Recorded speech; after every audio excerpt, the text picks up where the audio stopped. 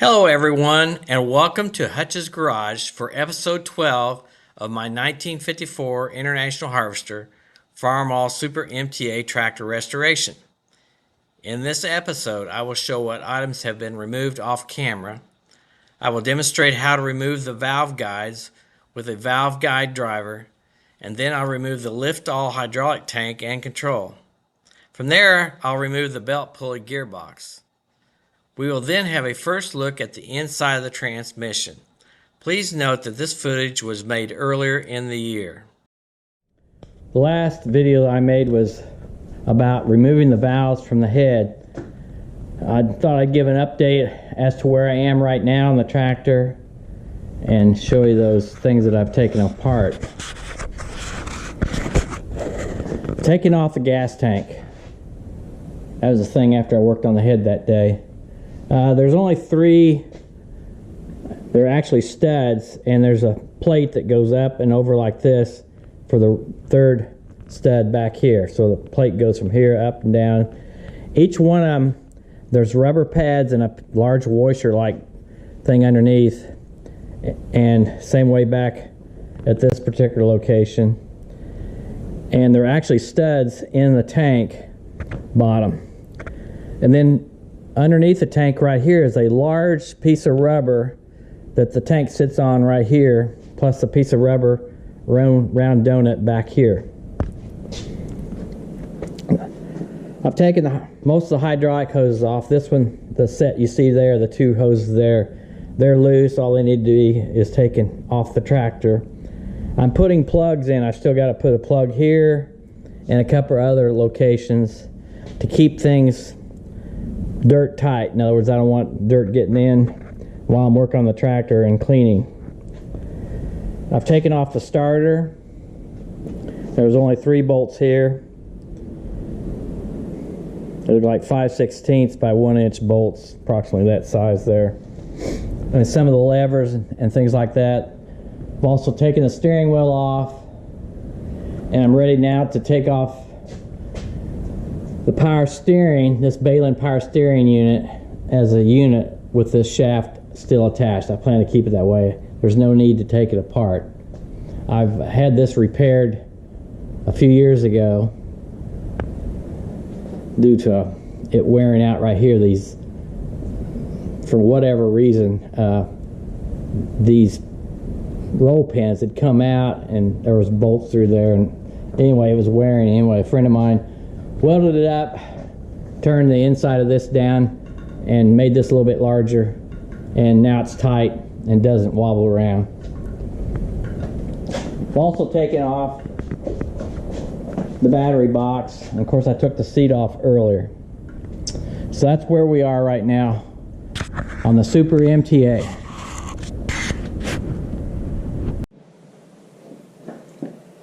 My goal today is to remove the valve guides. I've already removed 2, an exhaust and an intake. I've got 6 more to remove. And how I'm doing it is the old manual way. This is an old valve guide. Happens to be on the intake side. On this tractor, the intake and exhaust guides are exactly the same size.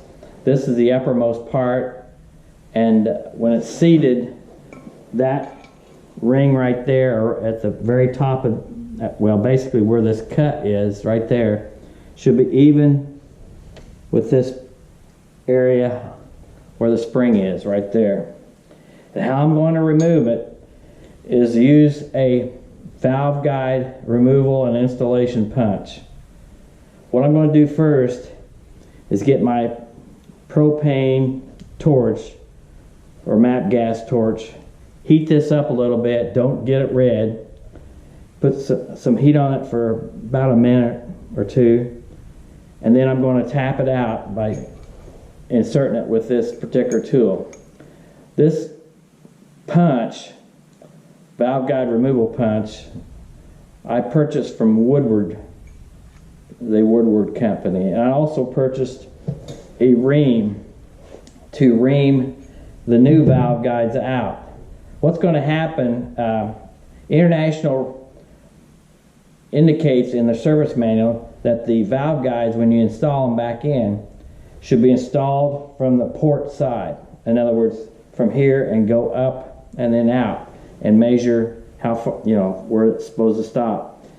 After you use this punch, it's going to mushroom a little bit. So this reamer is used for reaming it out. This is a .374 reamer. It's the proper size to use on this particular valve guide on this particular tractor on a Super M. These are considered 3/8 inch diameter valve stems that go through in here. They're just slightly under 3/8 of an inch, which is 375 inches. So I'm going to demonstrate that here in a moment.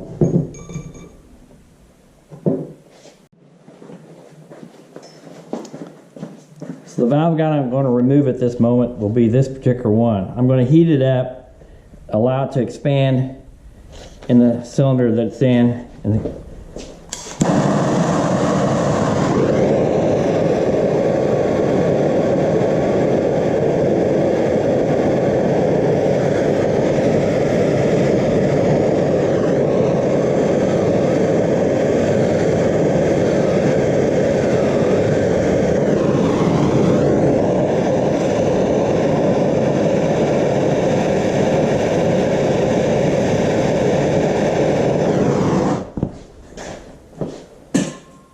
so what's going to happen, the surrounding cast iron around that valve guide will also start to expand. I'm inserting my punch from the port side, or the piston side, whatever you want to call it. And I'm going to give it a hard tap. Okay, I already see it moving just slightly. And this is basically, it has to be done to get it out all the way.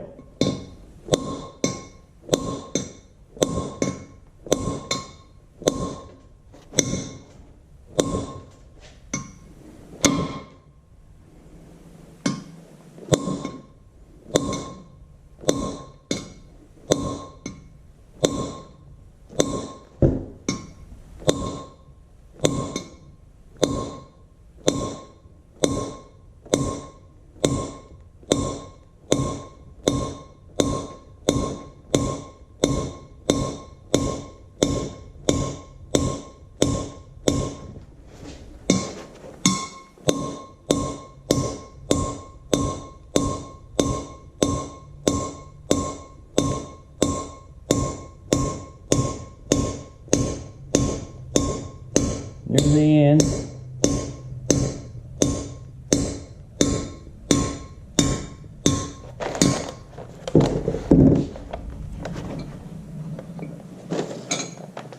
And pull the punch out. That is a intake valve guide.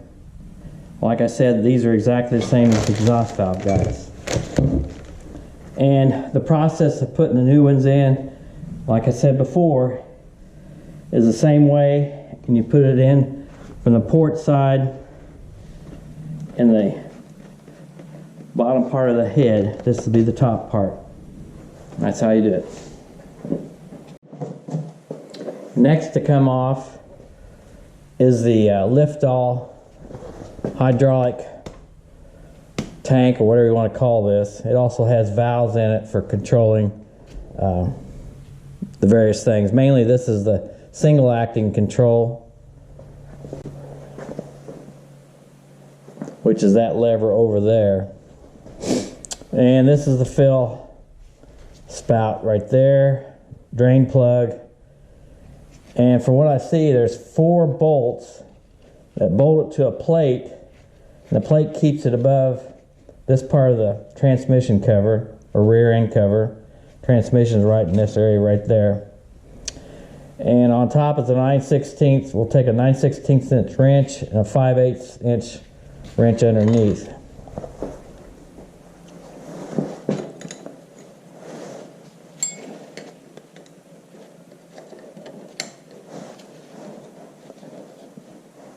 See if I can get that in there. Take a rubber hammer, mount it, break it loose. Not as hard as I thought. There's 2 bolts on this left side and 2 on the right side. Now, I do not know how much this thing weighs. I'm gonna need some way of lifting it off.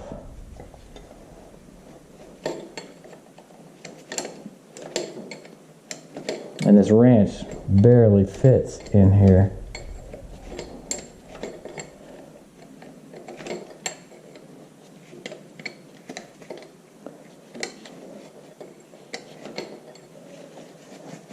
Let's handle this down or not.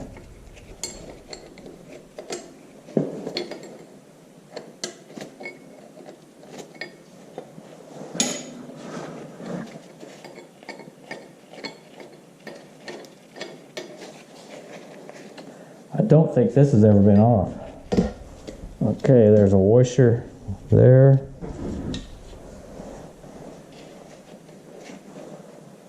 That's the bolt. Try this next one.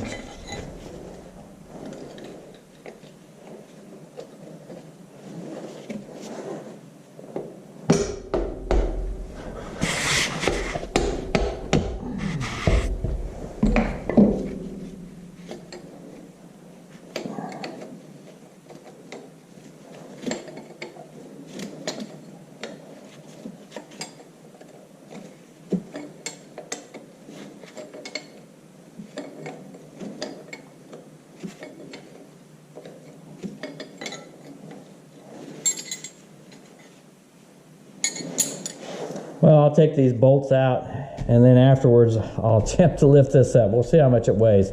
I may have to get something to lift it up with these gas tank mounting bolts back there.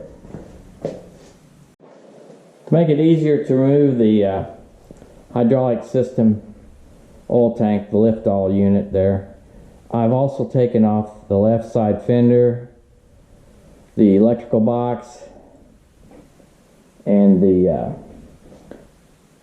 post that holds the steering wheel and headlight brackets. So now I'm ready to take off that hydraulic unit. I'm just going to lift it off. Like I said, it's not light.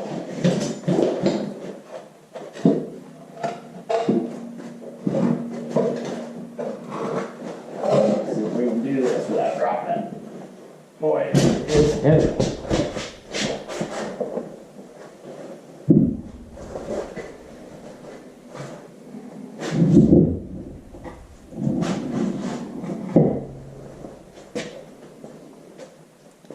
So that cleared up a large area.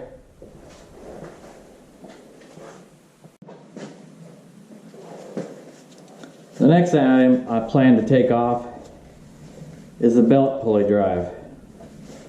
Get my gloves on here. That's this unit right here. I've already loosened up most of the bolts. There are 6 bolts and 3 bolts on each side, and they're different lengths. What I'll do is go ahead and pull some out. There's 2 short ones at the rear, and it takes a 3/4 inch wrench to get them out.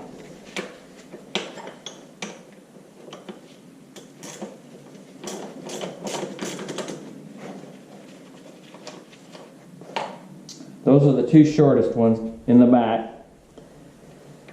There's 2 very tall ones at the front side.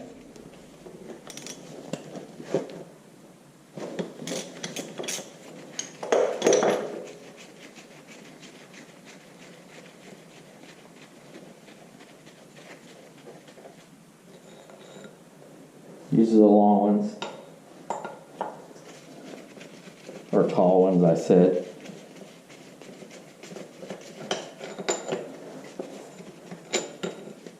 And there are also 2 pins, one located here and one located here. I've already pulled them out. They look like this. And you have to find a nut the right size and either clamp the bolt down to draw it out using washers, or put a wrench under it like I did.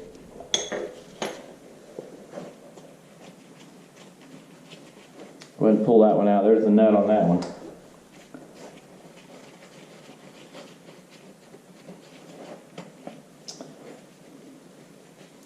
This is a medium length bolt. There's two of those.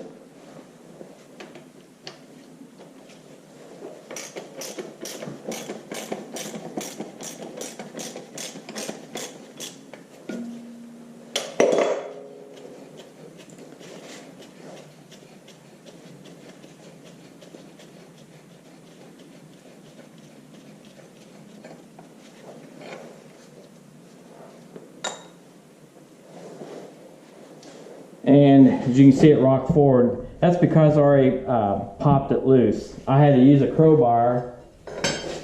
I put the crowbar under here like this and broke it loose. It really didn't take all that much pressure.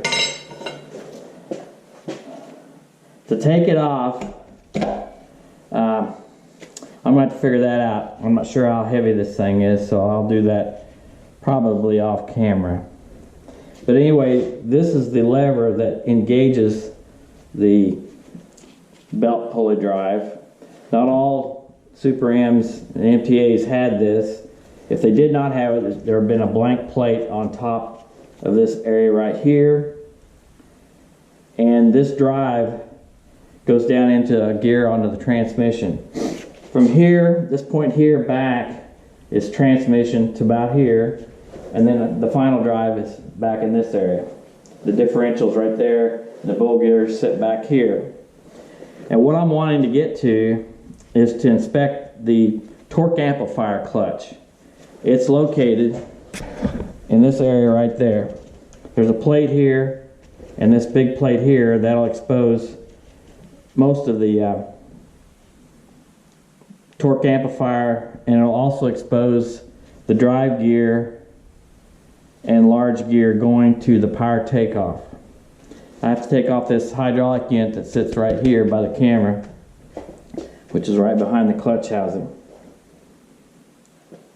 So I'm either going to rig it up to my chain hoist or use some other method to lift this thing off, because it looks pretty darn heavy.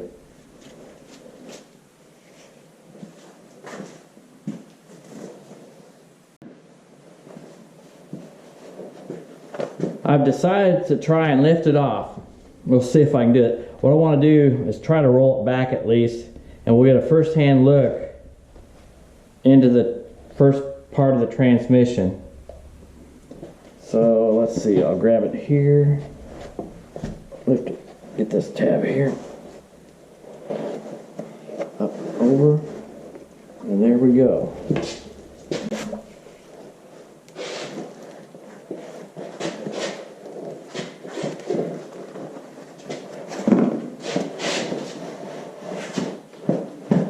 It's a little awkward,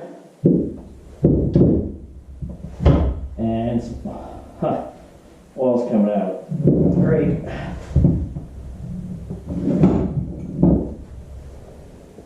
Well, that's a mistake.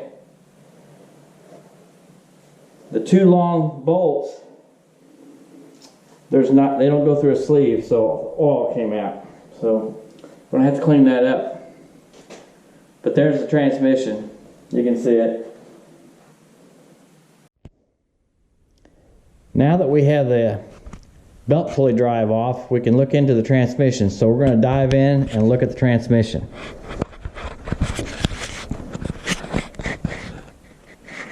Right now we're looking towards the rear, and down low, I can't really point to it very easily from here.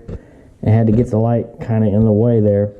But the reverse shaft and gears are visible in this picture right now. So I'm going to go, if right now it's in reverse gear, I'm going to come back out. You should see a large gear move back to the back.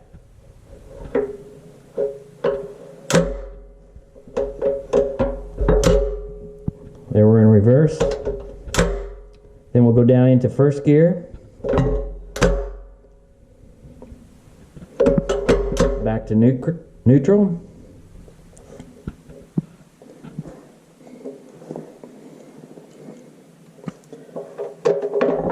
Into second gear. Into third gear. Over to fourth. You can see it mesh down below. Go out, go back in. And then when we go into fifth, this inner cut here will mesh right there. And what that does is put the shaft into direct drive to the differential. So we're in fourth, now we're in neutral. Now you see it in fifth. So we'll go through it once again. Neutral, reverse,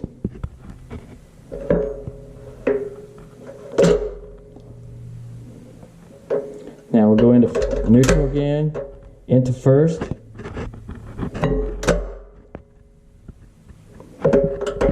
back to neutral, try to get second.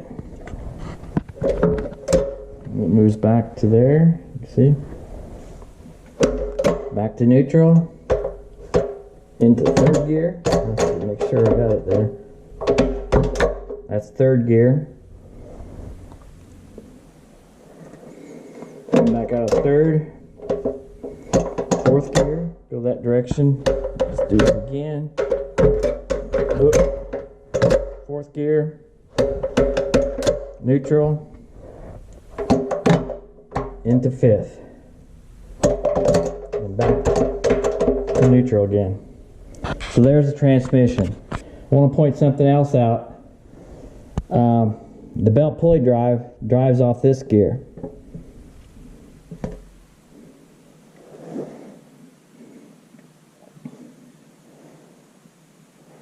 That's all the time we have for in this episode.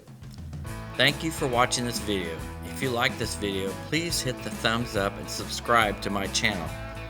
Please continue to join me for the next episode as I restore and rebuild this 1954 International Harvester Farmall Super MTA tractor.